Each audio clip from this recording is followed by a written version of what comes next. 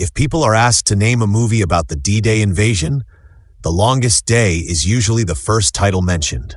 Released in 1962 and directed by Darryl Zanuck, the film featured major stars including John Wayne, Richard Todd, and Henry Fonda. Before the release of Schindler's List, it held the record as the highest-earning black-and-white film ever made. Below are several lesser-known stories connected to The Longest Day that may surprise even devoted film fans. One of the more controversial casting decisions involved John Wayne playing Lieutenant Colonel Benjamin H. Vandervoort.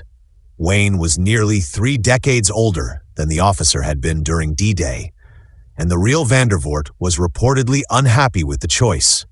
He felt the actor looked far too old and physically unfit to convincingly portray a young airborne officer in combat. The cast of The Longest Day included many of the era's biggest stars, but several of them had also experienced wartime service firsthand. Here are some of the most notable examples. Henry Fonda joined the U.S. Navy because he did not want to merely pretend to serve in wartime films.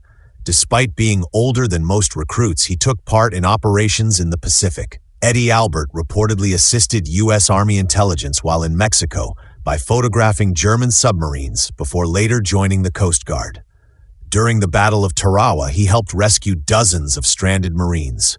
Rod Steiger served in the Pacific with the Navy, including at Iwo Jima, an experience that deeply affected him later in life. Leo Gen entered the Royal Artillery after previously volunteering for reserve service. Richard Todd was among the first British troops to arrive in Normandy on D-Day, and later fought during the Battle of the Bulge. Kenneth More served with the Royal Navy across several theaters of war, including the Atlantic and Pacific. Christopher Lee, later famous for playing Saruman in the Lord of the Rings trilogy, once revealed that he auditioned for The Longest Day. According to Lee, he was informed that he did not look sufficiently like a military officer. Ironically, Lee had genuine wartime experience. He volunteered during the Winter War and later worked with RF intelligence, helping organize bombing missions and serving during campaigns in North Africa and Italy. Lee also claimed involvement with organizations such as the SAS, LRDG, SOE, and No. 1 Demolition Squadron. Some historians and commentators, however, have questioned how extensive certain parts of his wartime record actually were. Because Dwight D. Eisenhower had served as Supreme Allied Commander during D-Day, Darryl Zanuck hoped he would portray himself in the film. Eisenhower reportedly showed some interest in participating. Eventually, filmmakers concluded that makeup could not realistically make him appear young enough for the role. Set director Henry Grace was instead selected due to his resemblance to Eisenhower, though his speaking voice was later dubbed by voice actor Alan Swift. John Wayne earned far more than anyone else involved in The Longest Day, but the reason had little to do with celebrity status. The actor reportedly requested the huge salary as revenge against Darryl Zanuck for previous remarks he had made publicly. Wayne received $250,000 for the project, roughly 10 times what many other cast members earned. The tension dated back to the commercial failure of The Alamo, a film Wayne had personally financed.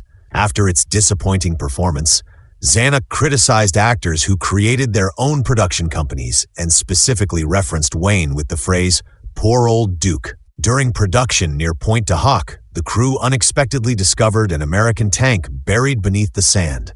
The vehicle had apparently remained there since the war itself. After cleaning and restoring it, filmmakers incorporated the tank into scenes involving a British regiment. Although color filmmaking had become standard by the early 1960s, Darryl Zanuck deliberately chose to shoot The Longest Day in black and white. He believed the style would make the movie appear more authentic and realistic. It also allowed archival wartime footage to blend naturally into the film without distracting viewers. Robert Mitchum became frustrated while filming the Omaha Beach scenes because extras hesitated to enter the freezing water. To motivate them, Mitchum jumped into the water himself without complaint. After seeing this, the rest of the performers followed his example. The U.S. military often assists major productions, and The Longest Day was no exception. The U.S. Sixth Fleet supplied multiple naval vessels for filming, including the former World War II cruisers USS Springfield and USS Little Rock, which had later been converted into guided missile cruisers. Fleet scenes were filmed during naval exercises held between June 21st and June 30th, 1962. Crews also had to avoid accidentally capturing modern aircraft carriers on camera. Despite initially expressing interest in the production, Dwight D. Eisenhower reportedly did not enjoy the completed movie.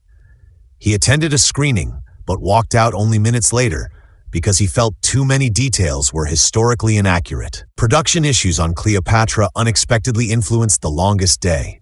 Ongoing delays frustrated several actors, leading them to accept roles in the D-Day film instead. Roddy McDowall reportedly pleaded with Zanuck for a role because of the repeated interruptions on Cleopatra. Richard Burton also joined the cast during the delays, portraying a RAF pilot Flight Officer David Campbell. As mentioned earlier, Richard Todd had personally taken part in the fighting around Pegasus Bridge during D-Day. To make his performance even more authentic, he brought along and wore the same beret he had originally used during the Normandy landings.